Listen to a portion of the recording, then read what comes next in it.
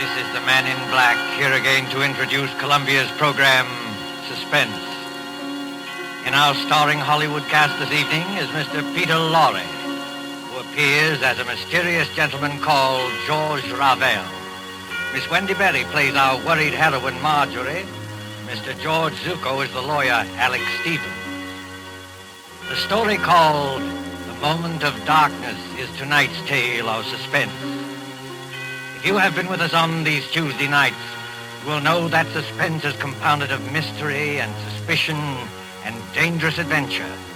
In this series are tales calculated to intrigue you, stir your nerves, to offer you a precarious situation and then withhold a solution until the last possible moment. And so, with The Moment of Darkness, and with the performances of Peter Lorre, Wendy Barrie, George Zucco, and our other players, we again hope to keep you in suspense.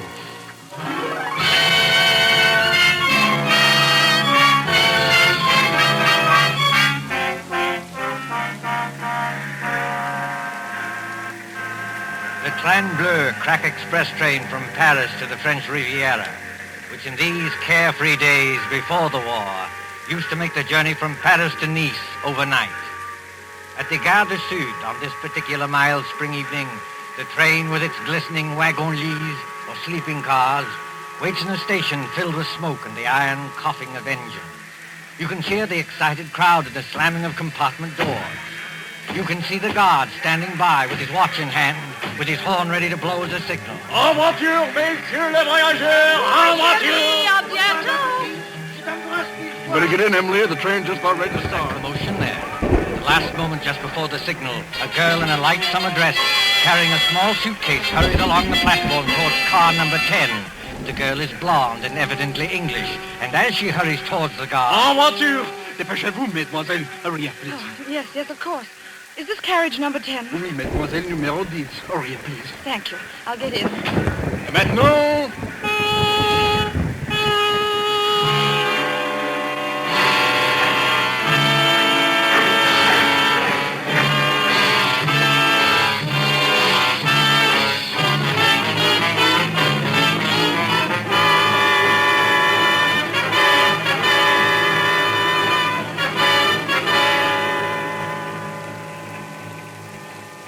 Must be at least a mile long. Car 10. Compartment number 6. Compartment number 6. Compartment... Oh, here it is. Yes, come in. Mr. Stevens, Oh, I beg your pardon. That's quite all right. Won't you come in? I thought this was Mr. Stevens' compartment. It is his compartment. I'm sharing it with him. He is on the train, isn't he? Oh, yes. He's going to look for some luggage that failed to turn up. In the meantime, won't you come in and sit down? Thank you. As an old friend of Toby Stevens, why do you smile? Nothing. It's just odd to hear a dignified man like Mr. Stevens called Toby. That's all. Well, it suits him. As an old friend of his anyway, may I introduce myself? I'm Ken Blake, on vacation from the American consulate in London. How do you do? My name is Gray, Marjorie Gray. I most particularly wanted to have a word with Mr. Stevens. Miss Gray, will you pardon my impertinence if I ask... Ask what? Whether it's about your Aunt Hester at Monte Carlo and the man who seemed so determined to scare her to death. You know about that? Yes, a little. After all, that's why Toby's left his law practice and come all the way from London. He said... Mr. Stevens. Marjorie. Great Scott, what are you doing here? I came up from Monte Carlo, especially to see you. I thought I'd find you in Paris, but when I got to your hotel, they told me you'd gone. Cook said they'd reserved a compartment on this train for you. So, here I am. But why? Before you see Aunt Hester, Mr. Stevens, I want to know what you meant by that letter you wrote me. I meant exactly what I said, Marjorie. I'm going to expose this faker, George Ravel. Excuse me, if you two want to talk, I'll just clear out of here. No, Ken, stay where you are. Really, Mr. Stevens? You've made an impression on her, Ken. When the girl suddenly becomes thoroughly British after spending half her life on the Riviera, well, you've made an impression. Don't talk like that, Toby. She won't get annoyed with you for saying it. She'll just get annoyed with me. Marjorie, this is Ken Blake. We've met, thanks. I asked him to come along with me, and for a very good reason. Indeed? Ken was for years at the American consulate in Paris. He knows all the heads of the Sûreté Générale, that's the Scotland Yard of France. And in particular, he knows the great detective Flamond, who's the chef de sûreté. I thought Ken might be very useful when we nab Ravel. But I tell you, Ravel is dangerous. Dangerous, my eye. Something's going to happen. I know something dreadful's going to happen. Now, let's face the situation, Marjorie. Your Aunt Hester is middle-aged, wealthy, and, Oh, if only Uncle Paul hadn't died. He was the decentest person I ever knew. But he did die, my dear, and Hester can't be consoled. She can't eat, she can't sleep, she can't think of anything except getting in touch with his spirit. Along comes this faker Ravel to give seances. I wonder if he is a faker. You're not falling for this Tommy rot, surely? Really, Mr. Blake, if I'd asked for your advice in this matter... I beg your pardon, Miss Gray. When we get to Nice, I'll take the first train back to Paris. No, wait, please. I didn't mean to be rude. It's nice of you to help us, but it's the whole atmosphere of Monte Carlo. Well, that's quite all right, my dear. We understand, of course. There's Aunt Hester in that villa over the Mediterranean. There's Ravel, all thin and quiet and swarthy, with those somber-looking eyes of his. He seems to dominate her, just as Mr. Stevens used to. Dominate her, my dear? That's rather a strong word for an easygoing old buffer like me. The things Ravel does at those seances are terrifying. I don't know whether he's an imposter or not, but I am sure nobody else can do what he does. Now there, Marjorie, is where you're wrong. I can. You can? Yes. I promise to duplicate in front of your aunt every single trick Ravel ever performed. Oh, but that's impossible. Is it? Wait and see. I'll put it up to Mr. Blake. It isn't merely that Ravel is tied up, tied hand and foot in a chair, while these horrible things are going on. I know there are people who can get out of ropes and back into them again. But Ravel lets you take one precaution that shows there can't be any trickery. Oh? And what is that precaution? Just before the lights go out, he takes a piece of white paper. Well? He puts one under each foot. You take a pencil and draw an outline around the shoe on the paper. If he moved the millionth fraction of an inch, it would show in the outline later. But it never does. Well, look here, Toby, that's a bad one. Why does it strike you as being so funny? Because I can do it, too. Just give me a moment of darkness, that's all. You mean he gets out of his shoes or something like that? No, he could hardly get out of his shoes and back into them without disturbing the outline. Then he doesn't leave his chair after all. On the contrary, he can be all over the room. Well, how in Satan's name does he do it? My dear fellow, there's nothing simple.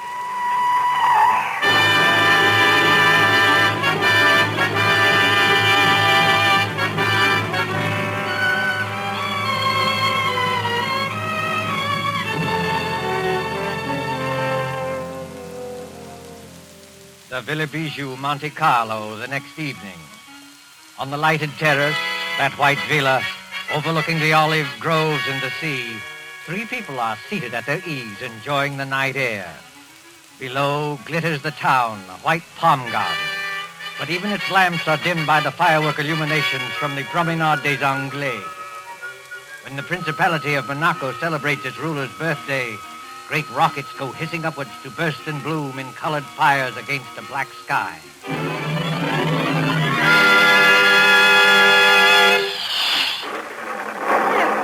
I don't like those fireworks. The noise upsets me. I wish they'd stop. Never mind the fireworks, Hester. You've heard my proposition. Give me an answer. Oh, what's more, you spill broth on your jacket at dinner. You're the clumsiest eater I ever saw. Here. Let me take a handkerchief to it. Please, Aunt Hester, won't you answer Mr. Stevens? Why don't you two let me alone, both of you? We're only trying to help you. Don't you believe that? Oh, yes, I believe it, but I'm happy. I talked with my husband twice last week. Now, look here, Hester. This has got to stop. Why? Ravel's a fraud, and I can prove it. If Monsieur Ravel is a fraud, what does he gain by this? Has he not asked for money? I don't know, has he? No, not a penny. You haven't changed your will by any chance. People do queer things sometimes that even their solicitors don't know about. Oh, no, dear, I haven't changed my will. When I die, Marjorie inherits everything. I am a lonely woman. I'm getting old. I haven't got much to look forward to. Now, why don't you go your way and let me go mine? Suppose Ravel is a fraud. Just suppose it. Well, all right, have your way. You wouldn't like to think you'd been deliberately tricked and imposed on now, would you? No. Now, listen, Hester. If I prove to you these so-called miracles were really tricks that I can do myself. Oh, don't be ridiculous, Alex Stevens. I offer to prove that here and now. Would that shake your faith a little? Yes, I suppose it would. But how did you become so clever all of a sudden? How did you become so gullible all of a sudden? You used to scoff at this sort of thing. You used to be gay and lively and go to the casino. Well, that was before Paul died. You're shivering, Marjorie. If you feel cold, put on a wrap. I'm not cold. It's only... Only what? Got a kind of presentiment that there's something dreadful hanging over us. I can't tell what direction it's taking or who's in danger. But I'm sure it's going to burst. Just as sure that... By George, look at that rocket. Yes. Red and gold stars. And a deathly white blaze like the life we're living. You can see every leaf in the garden. Every blade of grass. And we can also see, look there, Ravel and Ken Blake coming up the path. This Ken Blake, Mr. Stevens. Are you sure he's quite honest? My dear Marjorie, Ken's all right. I've known him for years. I thought he came here to help expose Ravel. But he and Ravel are as thick as thieves. What sort of game is going on here? Game, mademoiselle? You spoke of a game? Yes, Monsieur Ravel, I did. So did I, friend Ravel. Are you ready for my demonstration tonight? Demonstration? In the seance room upstairs.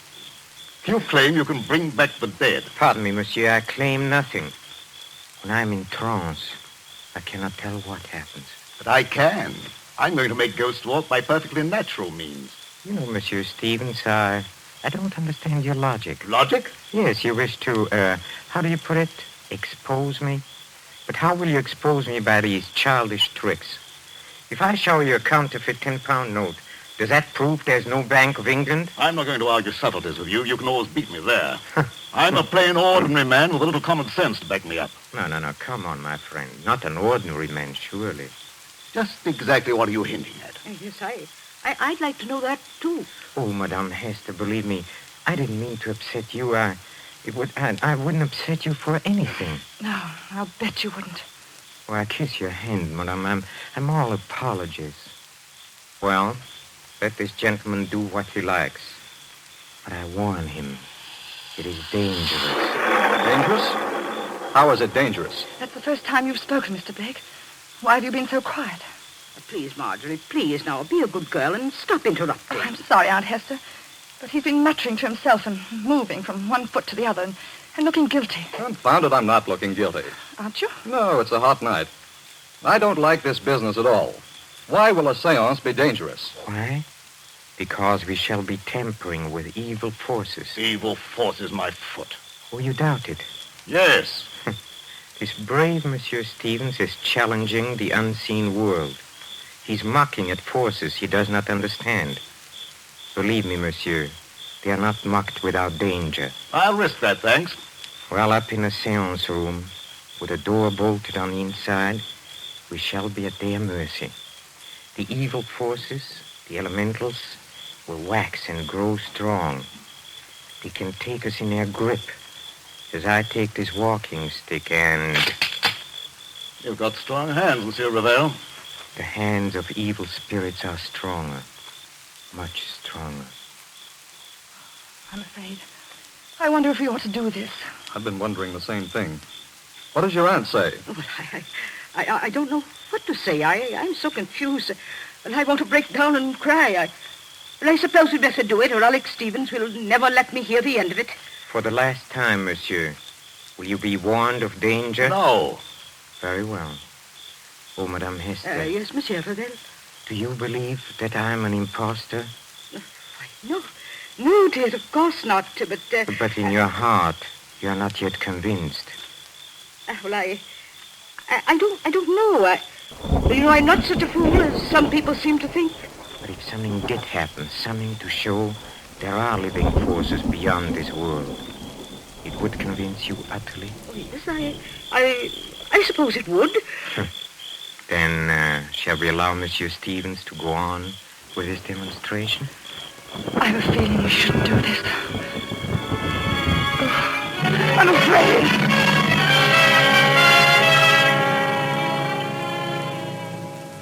Upstairs at the Villa Bijou, there is a small, bare, deeply carpeted room. Its only furniture consists of a round table, 5 chairs, and a large cabinet phonograph. There is only one door, and there are no windows. In one chair, a little way back from the table, sits Mr. Alexander Stevens. He is tied hand and foot, the outline of his shoes drawn with pencil on pieces of paper, so that he cannot move. Now then, friend Raphael. Have you quite finished tying me up? Oh, yes. Then I bet you won't get out of these knots, sir. Well, we'll see about that. Are the rest of you ready? Yes, all right. Oh, dear, I wish I'd put some smelling salts in my handbag. Well, what do you want us to do now? You'll have conditions exactly as they are for Mr. Ravel. I'll sit in this chair back from the table. You four sit round the table, clasping hands to form a circle. All right, let's get on with it. Ken, will you start the gramophone? I believe it's customary, Mr. Ravel, to have hymns played at the beginning of a seance to establish the proper frame of mind. Yes, monsieur, that's true. You fool. What did you say? Oh, nothing, monsieur. Please continue. Start the gramophone, Ken. When you've done that, turn out the lights on that switch by the door. Then join the circle. Clasp each other's hands tightly and don't let go unless... Unless what? Well, unless something gets me. Be careful, monsieur. Go on, please. Start the gramophone. All right, here goes.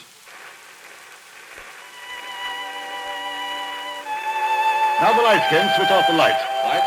Yes. There you are. It's pitch dark. I can't see my way back to the table. Here, Ken. Here's my hand. Thank you. Mine Thanks. on the other side, Mr. Blake. Thank you. I've got my bearings now. Are all of you clasping the hands of the next person? Then quiet and wait for what's going to happen.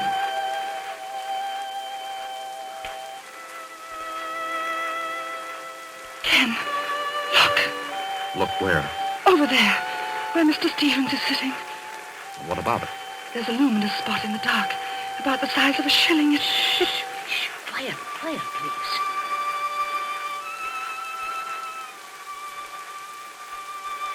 Did anything touch the back of your neck? No. What was that? It's Alex Stevens. I know it. This was not on a program, madame. Break the circle and get those lights on. The luminous spot is still there. Oh, hurry, Ken. I can't see my way in the dark. I don't know which direction the lights are. Wait a minute. Here's the wall. If I grope along here, I ought to find the switch. Yes, here it is. Lights. Quiet, silence, mademoiselle, if you please. What's wrong with Mr. Stevens? What's that sticking out of his chest? The handle of a dagger. And a good deal of blood has soaked through his coat, too. Oh, Monsieur Blake, will you turn off this gramophone? Yes, certainly. But you're not saying that Toby Stevens is dead? I'm afraid he is, my friend. That's a direct heart wound. Perhaps 10 seconds of intense agony, and then the end. Oh, is the door still bolted from the inside? Yes. Then we are all alone, here, the four of us. This rash gentleman, one imagines, did not kill himself. He's too well tied up. I know who killed him. Mr. George Ravel. You did, with luminous paint. I killed him, mademoiselle? With luminous paint? I mean, that was part of the trick. You tied him up. You were the only one who touched him. And? What of that, mademoiselle? Luminous paint doesn't show up in the light. You smeared a little of it on his coat. That showed you exactly where to strike in the dark. I commend your good sense, madame. But there are two excellent reasons why I had nothing to do with this.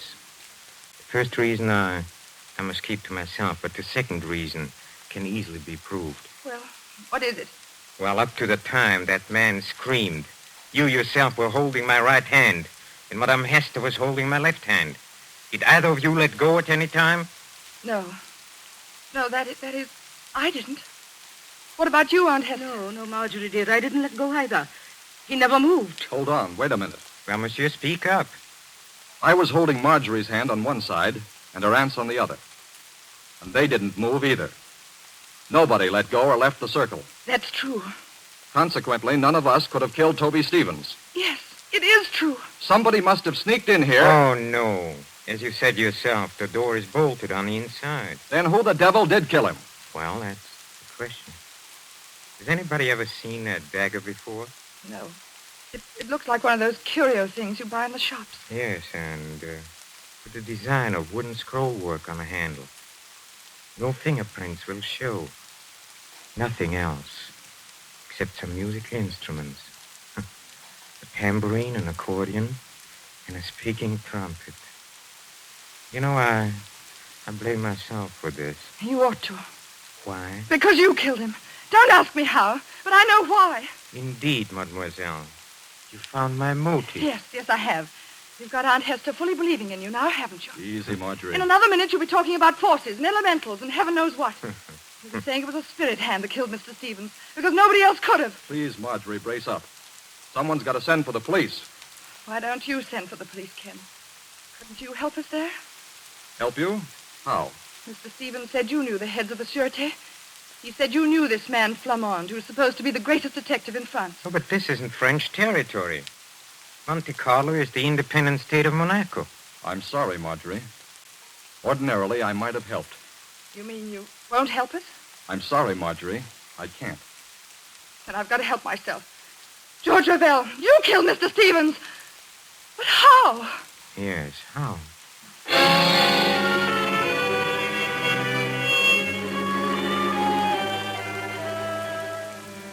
24 hours later, 24 hours of blind puzzling. In the railway station at Nice, 9 miles from Monte Carlo, the night express for Paris is already underway. The guard has blown his signal, and the great wheels grind. A young man, hatless and worried, pushes through the crowd past the already moving train. Non, monsieur. C'est défendu. Vous êtes trop tard. Too late, nothing. I'm getting aboard this train. Prenez garde, monsieur. Prenez garde. I'm sorry to have caused you any trouble, guard. But do you happen to know whether... Marjorie, Ken Blake, what are you doing on this train? exactly the question I wanted to ask you. Walk along the corridor with me, will you? All right. Marjorie, you little idiot. What's the idea of running away? If it's any of your business, Mr. Blake, I'm not running away. I'm merely going to Paris. You were told to stay in Monte Carlo. Don't you know you can land in jail for this? They'll put you in jail, too, won't they? Yes, I suppose so. But what's the idea of going to Paris? First of all, I had to get Aunt Hester away from that man, Ravel. She really thinks he can call up ghosts now. Is your aunt on this train? Yes, in that compartment there. Second, I'm going to Paris for some real help. I'm going to the Sûreté. I'm going to see this man, Flamand. You won't find Flamand in Paris, Marjorie. And you'll certainly never get him to arrest George Ravel. Oh? And why not? Because, my dear idiot, George Ravel is Flamand. What are you saying? The man who calls himself Ravel is really Flamand, the head of the whole French Detective Bureau. He made me promise not to tell anybody. Then that's why you've been looking so guilty for 2 days. Yes, I tried to tip you off today, but the police were with us all the time. So he is a fake spiritual medium. Mr. Stevens was right about that. And I still say I'm right about the other thing. Whoever he is, Ravel killed Mr. Stevens. But how and why? Oh, I don't know. This alleged detective. Did he tell you why he was masquerading as a medium in Monte Carlo? No. All I know is that we're in one sweet mess. We've left town without permission. They'll probably stop the train and send us back in a patrol wagon. Oh, no, my friend. That won't be at all necessary. Ravel! Yes, mademoiselle. Ravel or Flamand.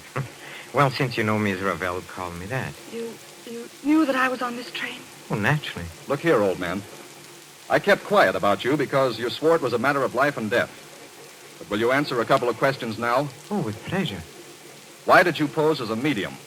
Because the Monacan government employed me to trap a murderer. So I had to work, how do you say, undercover. All right. Why was Toby Stevens killed? Stevens was killed because he was a blackmailer. A blackmailer? Yes, mademoiselle. Does that surprise you? Yes. Oh, yes, of course. Very much. I tried to warn Stevens, but the fool wouldn't listen. And then, well, I wasn't quick enough. Stevens was murdered, of course, by one of us four in the seance room. Well, that's impossible. Impossible? Oh, no. The trick was baffling because of its simplicity. I'm sure you killed him. One moment, mademoiselle. Let me show you what I mean by trick baffling because it is so simple. Take, for example, the pencil outline drawn on a paper around the medium's shoes. Did Stevens tell you how I did that? No. On this train 2 nights ago, he started to tell us, but... Then he just stopped in the middle of it and laughed. You see, the medium leaves his chair. Well, he makes tambourines rattle and ghost forms appear. Yet the pencil outline is not disturbed. Now, how does he manage it? Well, how does he manage it? Well, quite easily. He returns to his chair. He turns over the 2 pieces of paper. He takes another pencil and draws an outline of his shoes on the reverse side of the paper. You look at it. And imagine it's the same outline we drew. Precisely. So easily are people misled. And it was the same way with a murder. But there couldn't have been any trick about the murder. None of us left the circle. We were all clasping hands when we heard that scream. Don't you agree? Huh? Oh, yes, I agree. I can't stand this any longer. When we heard Mr. Stevens utter that horrible scream... What makes you think it was Stevens who uttered that scream? I beg your pardon. What makes you think it was Stevens who screamed? Well, wasn't it? Oh, you assumed it, yes. We all assumed it. But up to that time, Stevens wasn't even hurt. Wasn't hurt? You see, the source of sound cannot be located in the dark. It was the murderer who uttered that appalling cry. In a few seconds of darkness, before the lights went on, the killer simply leaned across and drove that dagger into Stevens' chest. And you proved that? Yes. If Stevens had been hit at the time of the scream, blood would have blotted out the spot of luminous paint. Yet, Marjorie Gray saw the paint shining after the scream. That's true, Marjorie. I heard you say so. You put the luminous paint there, Revell. You were the only person who touched him. Oh, no. There was one other person who touched him. Who was it? Another person, in full sight of you, said Stevens had spilled broth on his coat and swabbed at his chest with a handkerchief. You mean... I mean, of course, the real murderer. Your Aunt Hester. Yes, Marjorie. Your Aunt Hester. Aunt Hester! Keep back, all of you. Oh, so you managed to find the revolver? Marjorie, I poisoned your Uncle Paul. I poisoned my husband. And Alex Stevens knew it. You can't get away, madame. Keep away from that door. I never believed in spiritualism. I let myself be influenced by a medium because Alex Stevens would try to stop it. He was getting money out of me. He wanted no other influence. Don't open that door, madame. But I am opening it. Oh, Aunt Hester, don't! I told you I wasn't a fool as I looked. I had the knife in my hand. Stop her, Ken! Stop her! Ah! Well, mademoiselle, she has committed many crimes, but now she has paid for them all.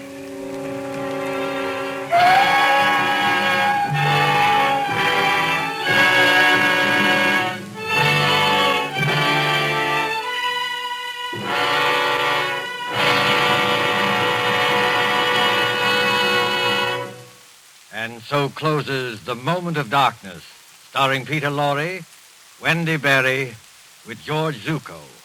Tonight's tale of Suspense.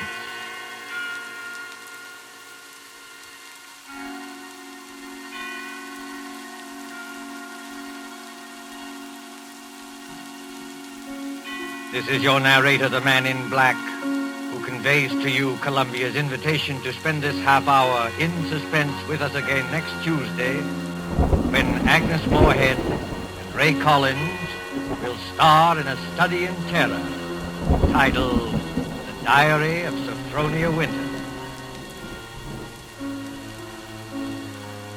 The producer of these broadcasts is William Spier, who with Ted Bliss, the director, Wilbur Hatch, and Lucian Morrowick, conductor and composer, and John Dickson Carr, the author, collaborated on tonight's Suspense.